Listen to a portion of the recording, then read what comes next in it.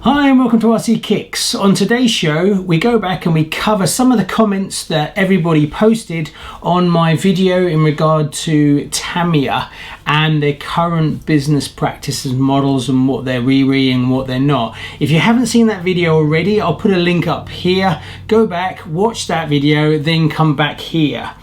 Now, it was been a very popular video and a lot of people have commented, so it shows that people are interested and passionate about this subject.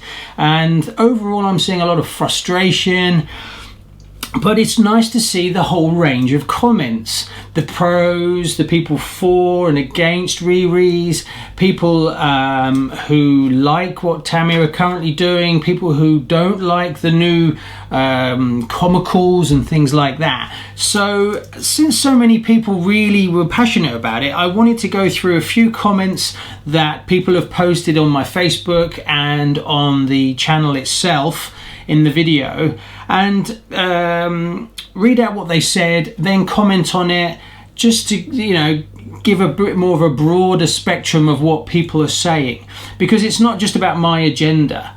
You know, it's great to see that all people have different ideas and opinions, and that's what makes the hobby so great. One thing I would always push out, which I always try to do as management myself, is you can't just look at your own personal needs. You've got to look at the needs of many, and the opinions of others are important, because what's important to them may not be important to you, and so on and so forth. So let's just go through some of the comments that people have put through, and then I'll comment back on it.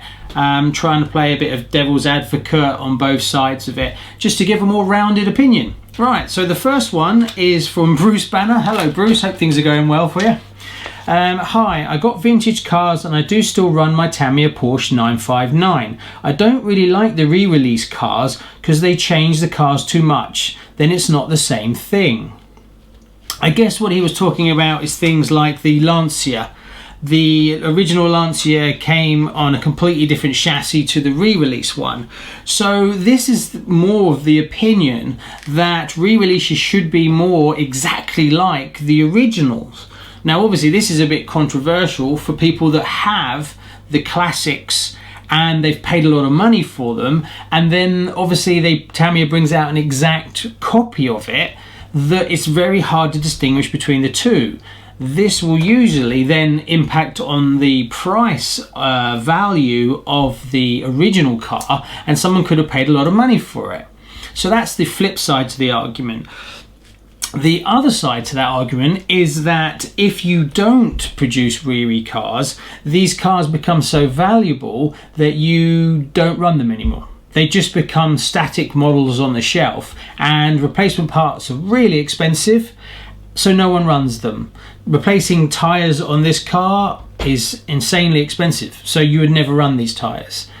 You know, I would never run this car because this body is too fragile and too expensive and will crack. The bumper alone cost implication is ridiculous. So the other side of it is, if you don't re-release it, then what cars are available will never be run and will just end up being museum pieces.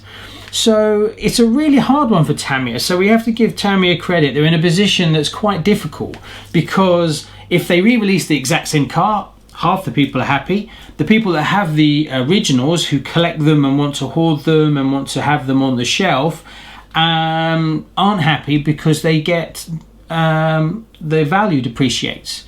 So what does Tamiya do? It's a hard one. Personally, I like the model of the Tamiya Astute and the Super Astute. That was about as far as I would take a re-release. That it's basically the same car, but some of the weaknesses have been addressed, and then they keep the same body but they do a different livery. That doesn't mean it's perfect, because people who are running original Astutes still have the problem of they can't get stickers and they can't get wheels, like I mentioned in my previous video. So there still needs to be availability of original parts. But then that makes it enough difference that most people who collect, say, an Astute will probably buy a Super Astute, being one myself, because they are different enough. and it's an evolution. So maybe the key is when you do a if you do a new version, that Tamiya does improvements but not massive change. And I think if you go too far, like they did with the Lancia, and they went to a completely different chassis which changes everything about this car, the way that the wheels are, the way it stands and everything, maybe it's too far. Just sell the same parts for the vintage ones, don't make the parts very cheap so the car value won't drop so much. And the vintage Tamiya motors, please. Yeah, there's a whole other discussion about vintage Tamiya motors, you know, reproducing those and selling those. Again, that's not really, I'm not crazily into the motor side of it, so I don't understand all the different motors. And yes, we know the Techni Gold and things like that, and a few of the Dynas and stuff like that. And I actually have a Dyna run over there. But there's a lot of people that collect motors and, like, you know, are after very rare motors. So that's a whole other side of it for Tamiya as well. I just wanted to comment on, I just wish Tamiya would sell vintage parts but don't release cars. Now, you've got to look at it from another person's point of view. You might be in the market, you might have been in this hobby for 20 years and you've collected all your cars. But what about people coming into the market? What about people that are 30, 40 years old that have just stumbled back into the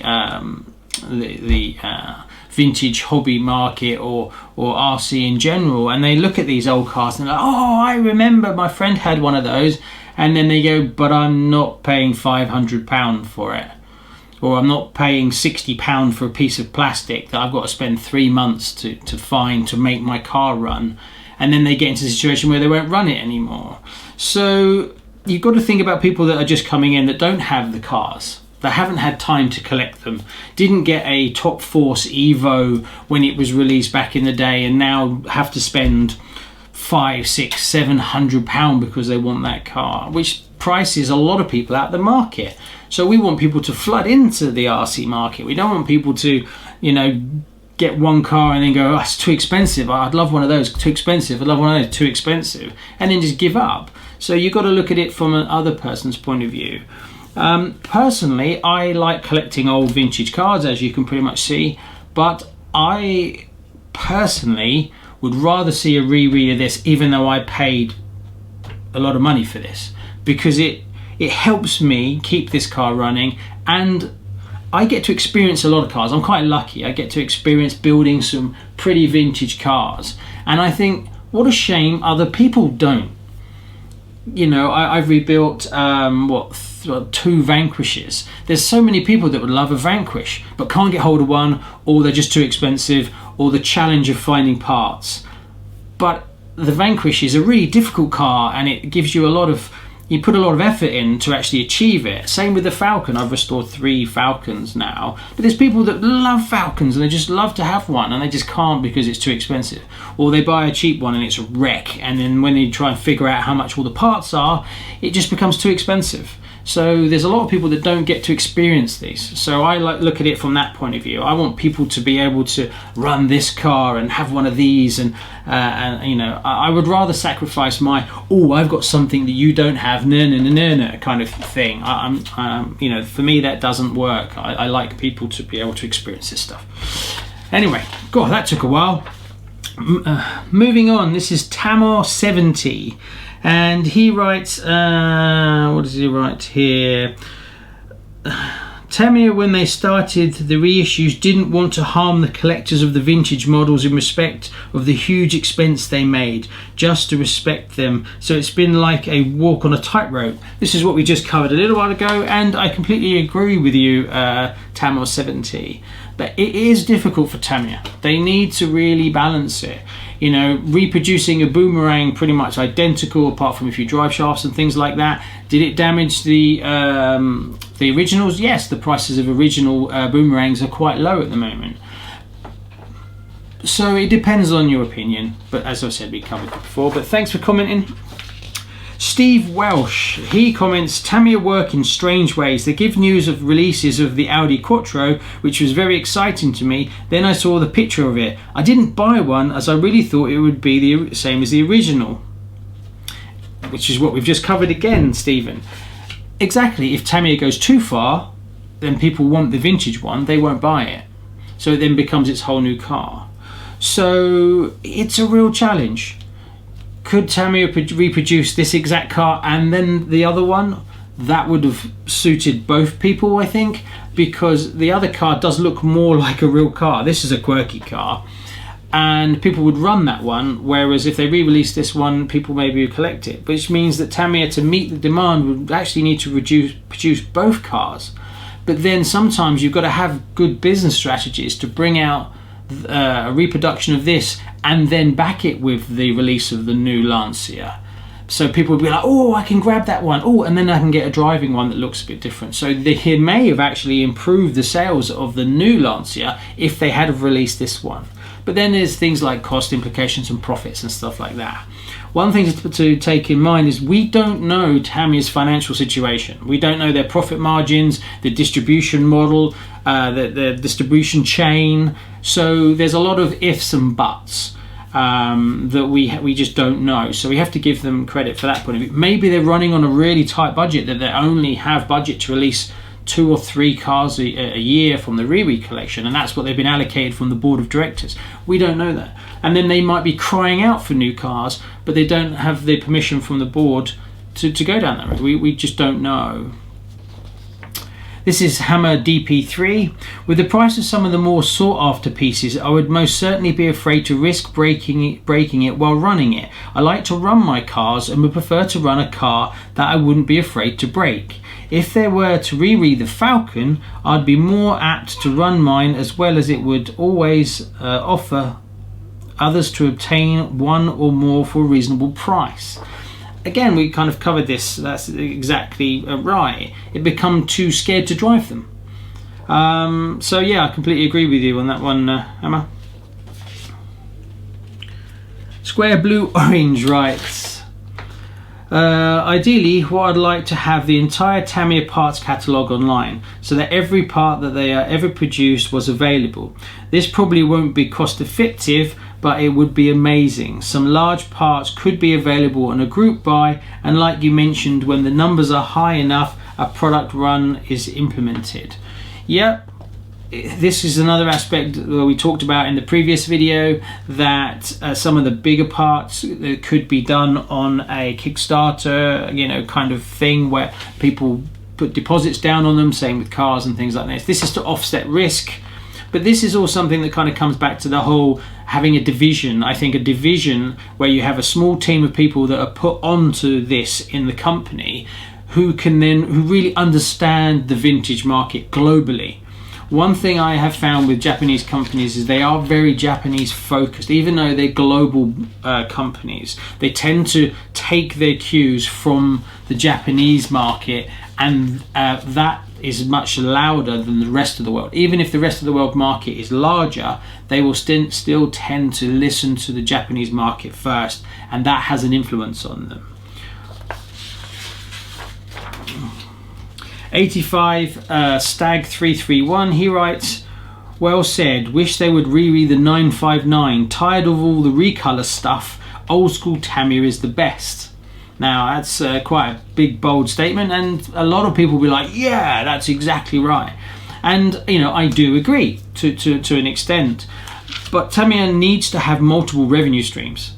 They can't just do Riri, because Riri has a very short window life, and Japanese business don't like small window business.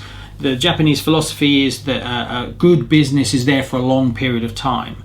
And this is a tradition. Unfortunately, the market is moving faster and faster, and windows open and close much faster than they used to do back in the day.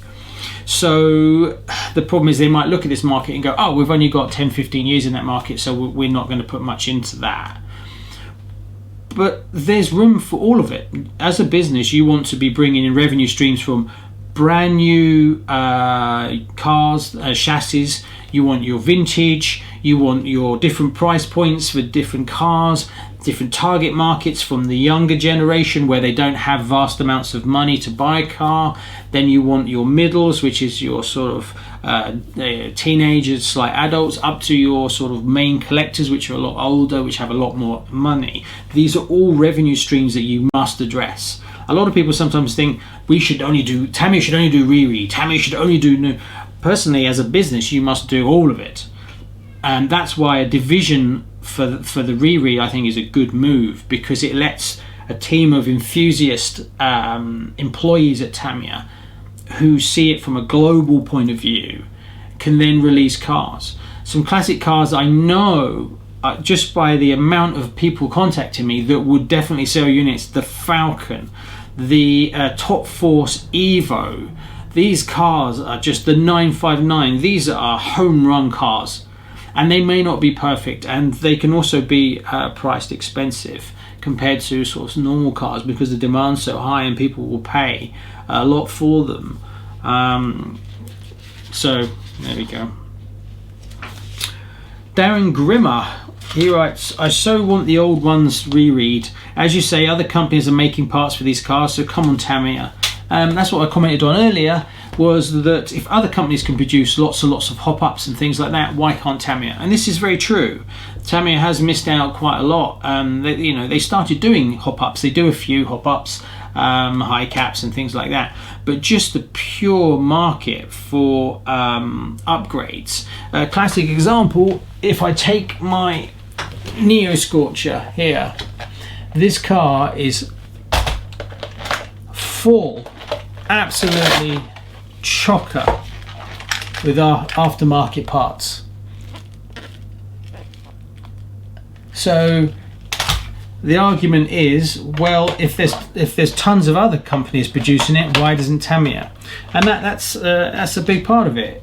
Hop-ups can make vast amounts of money, but we know Tamiya does do hop-ups, but do they take it to the level that it could be? This is another discussion.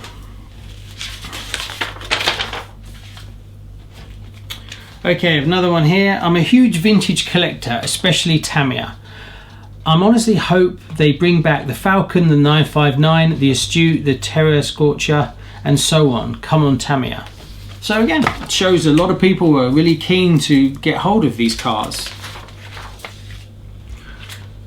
Brian Allison, massive RC collector, almost the first 100 I've got. 100 Shelf Queens, 100 of the same to drive, plus wow, almost all other brands of top 200 Tamiyas in my collection.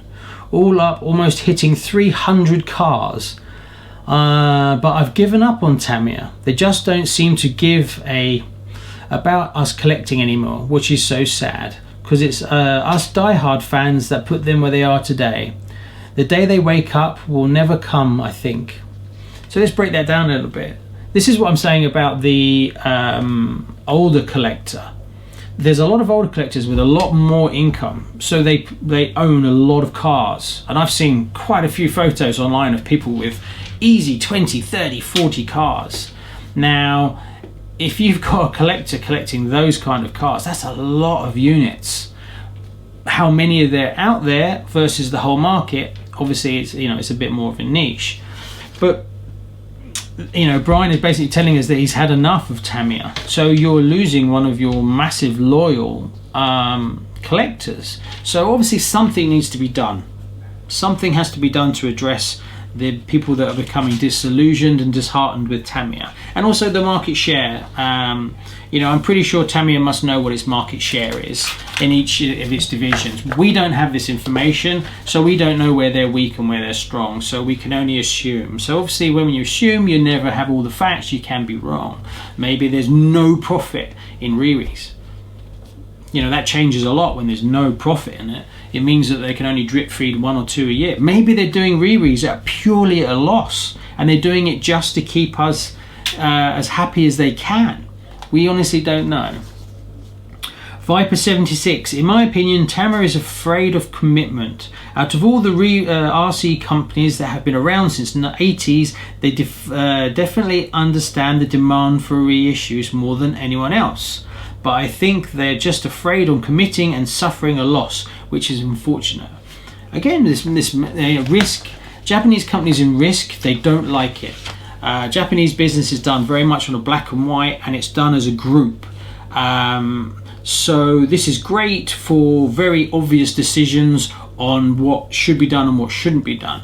Where Japanese traditional business falls down is the grey areas, the not sures, the should we risk it.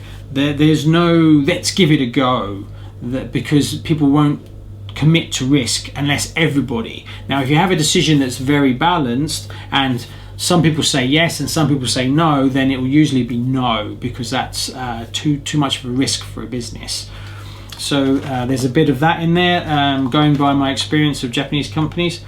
So there we go. Ashley Briggs.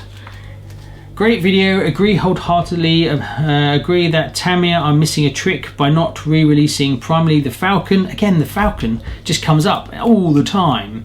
And the amount of messages I get about the Falcon, it's just every day, constantly. The Falcon, but also the others you've covered in the video, especially the Porsche. Again, Porsche 959,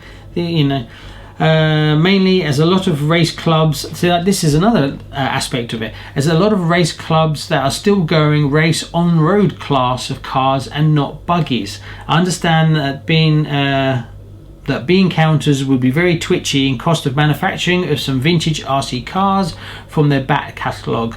Maybe they could do as Lego do. So there's another aspect of it. Now, I don't do a lot of racing and things like that, mainly because I'm pretty terrible at racing. There is a racing club not far from me, and I plan on getting down there when I've actually got some time to meet everybody and see if they run any vintage classes and stuff like that. Anyway, I digress. Like Lego. So now Lego is a really good one to look at. Lego was floundering way back, and sales were down and things like that, and they have completely turned it around. Now Lego's a bit different, it's actually a private company, but what Lego did is they really understood that they're selling to children, but children don't have lots of money, and parents will only spend so much money on a toy. Like, you know, a big set of Lego for Christmas, which is once a year, or a birthday's twice a year. So they looked at it and were like, well, we could, you know, £40, 50 bucks, whatever, 40 euros, is going to be a Christmas present. It's not going to be a weekly thing. So the the movie that came out was a genius idea, and also changing their focus to more grown-up kits. So now you have the younger generation, the older generation who had Lego that have more affluent money, which is exactly like the Riri model's business model. Now they're selling big Star Wars kits, so they've backed onto other franchises like Star Wars and things like that, and then they're leveraging that, and then they brought their movie out. You know, what's to say Tamiya, why didn't they go and spit? There's a lot of very famous cars in movies, piggybacking on some of those and producing like kits for those, things like that. You know, there's all different ways of doing RC. You know, the Batmobiles, all these kind of things, or character cars. There's hundreds of famous cars in lots of movies. Now, granted, you've got to negotiate and things like that, but hey, if Lego can do it, why can't Tamiya? Again, the same with the Kickstarter. Yes, you know, risk is always an issue for businesses, so having it that people can stump up the money before you do a production run is a great way of cutting costs and being more secure that when you release things. Tamiya needs a kick in the pants in regard to using social media. Again, this is a classic Japanese traditional business, where the understanding of social media and things like that, whereas other countries with other business models like America, for instance, they embrace this stuff. It's very cheap publicity versus putting a TV ad on, for instance. Social media is a hell of a lot cheaper. You know, like my channel's tiny, but my reach for the amount of money I spend, and I finance it all myself, is proportionally larger. That's the great thing about social media, is it's not that expensive to get a reasonable audience. You know, if a video of mine hits 2,000 views, well, 2,000 views for me, you know, is doing okay, and the sky's the limit with the channels. So if Tamiya had his own channel, just think how big it would be if he had his own YouTube channel. you know, things like that. Schumacher has done a little bit of it, but it's very minimal from that point. There's no sort of big in-depth following the racing teams, all this kind of stuff. Modifications, prototype, introductions. You know, you could really draw people in and do more with it. So even the likes of Schumacher, who dabble a little bit, don't really get the value of, you know, people would love to see the factory, the manufacturing processes, the design studios, the race teams, you know, all this could be on YouTube, and it's all branding, you know. Then there's the working with social media people like myself and other YouTube channels. Yes, we're small, we're not very big, but you know, we're talking about your brand all the time, and we do it for nothing. So, you know, working with social media people, influencers, if you will, costs almost nothing. And that can all be taken care of by the division, the vintage division, you know, and the marketing department. Martin writes, change is needed, yes, but find some dealers who will buy the re-releases you talk about, like the Falcon and Blazing Blazer, is sure no problem. My dealer always buys 100 of the re-releases, doesn't matter whether it's third colour of the same DT03 body or the Hornet for the last years again and again. I cannot imagine that the Japanese will change their distribution channels, no way. Again, you have to take into account that Tamiya has agreements and relationship with distributions. So if they turn around and said, yes, we're going to do end user sales so that you can buy straight online, or we're going to release re-re's all online, you're going to upset your distribution partners. And this is a big thing you have to be very careful of, because you want to be distributing as normal. There's ways to get around this, as in different price points, that you can price them up more expensive, and then you can so that when you sell direct to the customer, the distributors in their shops have it at the same sort of price, so that you're not undercutting the distribution channels and things like that.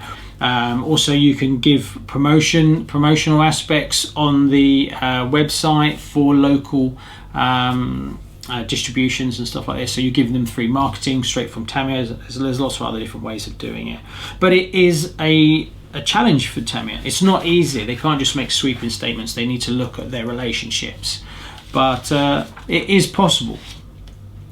Ant says, I think one area in which you perhaps do Tamiya disjustice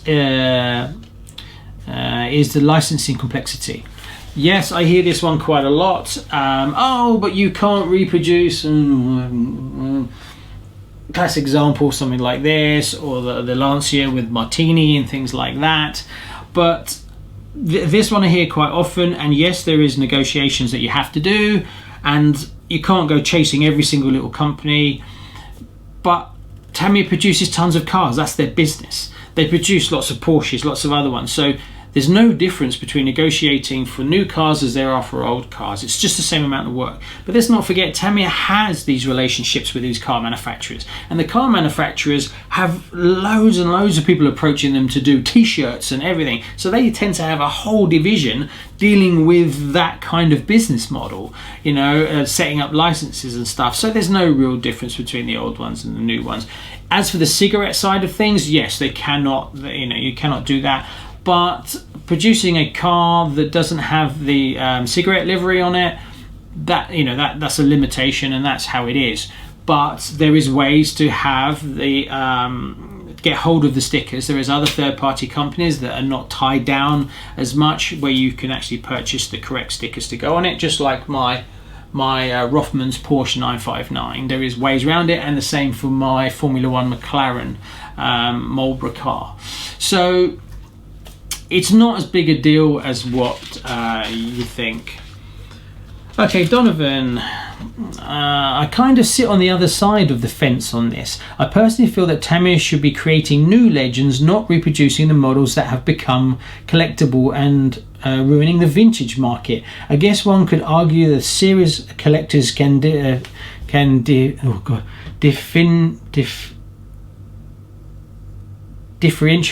I can't even see it. They can tell the difference between differentiate originals from re-releases, but working for years to build something as special as, say, a new build Blazing Blazer, then a release comes out, kind of defeats things. Yes, there's that side of it, that you spend ages rebuilding and spending $1,000 on a Blazing Blazer to then have Tamiya bring out a Blazing Blazer for $400 or whatever. This is a tricky one. We covered this a little bit earlier, but the problem is, if you say, I've spent £1,000 on this, no one else should have this car, you're basically condemning loads of people that would love to have one that will never have one because you've got one. Yeah, it's not a great way to look at it. But like we commented before, when you can tell the difference between one and the other, a lot of the plastics have the dates and stuff stamped into them, so maybe Tamiya could do that a little bit more. Also, there's things where you can reproduce the arms and they're slightly different, so you know the arms are different, the drive shafts are slightly different. So there is a way to distinguish between the two, so that you have a re-re and a traditional one, so that you can tell without lots and lots of skills, that's a reproduction re-re, this is an original, and then the original holds value. So there is ways to do it. But I think if we just constantly think of, I have this, you don't. You know, I have this Top Force Neo, ha ha ha, there's hardly any of them, you can't have it. You know, yeah, but then that's my own opinion on it. I have no problem paying £800 for a Blazing Blazer, and I will add one at some point, and then they re-release it, and then the value drops by £200-300. Overall, I think it's a good thing, personally. But that's my personal opinion. You know, that's. What else does Donovan say? I finally got. Oh, here we go. So this is a classic example. I finally got an original Kaios Javelin shortly after they re-released it, and the market value plummeted on my original. It's still special to me because I know it's an original, but it's just not as special, as valuable, should you say? I don't know, and sorry to ramble, but just my kind of torn on this subject as a collector as well as enthusiast. I'm putting on my fire resistant suit now because I'm sure you're flamed for my views. No, your views are very valid, and that has to be taken into account. That, yeah, you spend a lot of time, you save up a lot of money. Not everyone has tons of money stuffed down their sofas. They have to still save up to get, you know, there's cars I want that are really expensive that I'm like, oh, I can't afford that at the moment. You'll have to wait and wait and wait. So yeah, your Javelin dropped in price, but you still own an original Javelin. You still own it. You know, you still get to appreciate it. And yes, it might have dropped a couple of $100, but it's not like it's not the same car. You know, you got to be careful. You don't buy cars just because they are valuable, just because it's so valuable. Buy it because you like it. There's a lot of cars that I won't buy that I'm not really interested in. You know, and I'm just like, nah, that's not for me. And Tamiya makes hundreds and hundreds of cars, so you can't just have everything. You've got to kind of pick and choose what you like. Yes, it is nice to have something that's special, and obviously that is woven into the price point, you know, at some points. But then if you take my Top Force Neo, that wasn't that expensive, but it's a rare car to find. Anyway, there you go. But thanks for commenting, Donovan, and everyone's opinion is valid. You know, wouldn't it be boring if we all just agreed all the time?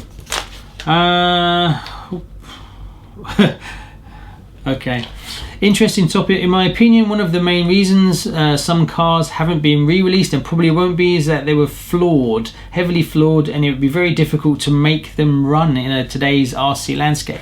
Yes, there's a big part of that. 959 is a classic example of that. That fundamentally, if you drive it hard, you'll break it. But there's other manufacturers producing lots of metal suspension parts for it. So maybe the re-release of it should be more metal parts, or Tamiya should do the hop-up upgrades for it. It's all more revenue stream, you see. And they could do the same car but change the livery slightly.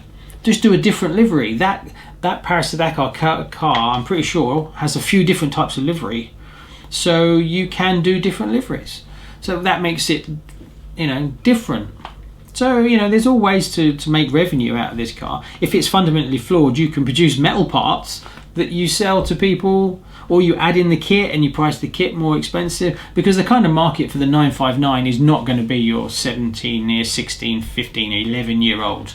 The 959 is bang what the sort of my old fart generation are looking for, because they want to drive them. Some Facebook ones. Sorry, I'll try and keep this fast. We're banging on. It's taking ages, isn't it? Well, we've been 38 minutes. Ooh. David, this is a really good comment from David, and they're missing a huge worldwide trick, just as they missed up the hop-up parts which came out in the USA in the early 80s. Again, this was a big market for all hop-up parts for the 80s that they didn't grasp, and they, the revenue stream wasn't, they didn't take enough money off the table. They let other people take money away. From a mass worldwide market, they pretty much invented. They have been left languishing. Again, don't forget, Tamiya were one of the first, so you've got to give them credit. They produced these amazing cars that came out pretty much before most people did. So, but again, they've kind of gone off the ball a little bit. The world evolved and advanced, and technology and things like that, and a big part of this comes from the way Japanese business hire people in Japan. What tends to happen is the university students come out of university, and then they go to work in a company, and they're young, they're juniors, so when they go into a company, they don't have a voice, and they move around inside the company until they find the area of the business that they want to work in, that they like. Sometimes this tends to be more based on the people that they work with, that they get on with, more than their natural gifted skill. And then they work there, and then they work up the chain based on age predominantly, and they're learning from the people that have been in that company, who learn from the people that are in that company. So there's this slight flaw in Japanese business. Don't get me wrong, there's loads of great things with Japanese business, but there's some fundamental flaws that everyone's learning from themselves, and no one goes to another company and comes to another company and things like that. So what someone's opinion 30 years ago was correct and business-wise, that then gets passed down, but the world moves on, and the world moves faster and faster and faster in business now. I mean, I've been doing business now for, what am I, 44, so 20 odd years, and things are massively different. So of course, if you're only learning from one company and the people that have been in that company before who learned from that company, you're stuck in this ever learning cycle of only inside the business. New blood doesn't come in. Also, what happens, one trick is that you get, good ideas don't come from just older generations. And younger people, there's some genius younger people out there that have fantastic new ideas, that understand the way that the youth are moving and what they're interested in, whereas the 40, 50, 60-year-olds who are the senior people that drive a Japanese company haven't got a clue. They really haven't got a clue. But they will not listen to the juniors, because the juniors are young, and younger people in Japanese business don't have the clout. You'll never see a 21-year-old super clever genius guy driving and influencing part of a Japanese company. It's just not done. They're just there to be quiet, learn, and so on. And they're missing a touch, because anything I've learned in business, brilliance comes from all over the place. And it doesn't matter where you are and what age you are, you can have a fantastic idea that can make a company vast amounts of money. And there's a few very famous young entrepreneurs that have gone on for some massive companies, whereas if they were in the Japanese, they would have just been and sat in a company. Don't forget, most people that go into a Japanese company stay there for life, so they can't jump somewhere else. They can't, and then the Japanese companies don't tend to headhunt and bring in new blood either. That's not the way that they work. So that's predominantly where a lot of this struggle comes from. Anyway, there we go. So there's a broad spectrum of responses, and please feel free to Google Tamiya's marketing department, and if you want to send over an email to them, feel free to send them a message saying, hey, when are you going to re-re the Falcon? When are you going to the more people that badger them and send them emails, polite emails, but you can go to Tamiya's website and find their email address, and you can contact them and ask them, when are you going to re-re this? When are you going to re-bring up? The more people that do that, the more they will have to listen to it. And Japanese businesses do like when a lot of people have an opinion. So take 5 minutes, write a polite email asking them when they're going to do re-re's for Top Force Evos, 959s, and things like that. And they'll reply, there is no current decision to produce these as re-re, but if more of you do it and there is 5,000 people send this polite email, then it will be noticed in Tamiya meetings. And then eventually something might happen, and we may see the Evo, the 959, and the Falcon, and the Vanquish, and a few others. But it's us that need to broaden our voice. So with that in mind, comment below more, like, share this video, because the more people we can get involved with this, and the more people speak up about it. If you're a RC guy and you're a Tamiya person, speak up about your opinions of what you think, and hopefully they'll start to listen, and we might get some more traction from Tamiya. Because at the end of the day, I think the core thing that we all want is Tamiya to be massively successful and not disappear into nothing, because we love their cars, and some of them are epic, but they've just kind of lost their way a little bit.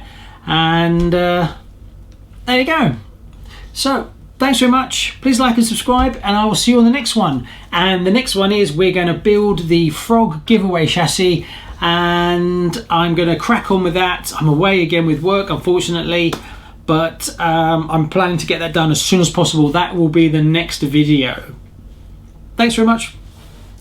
See you on the next one. Bye bye.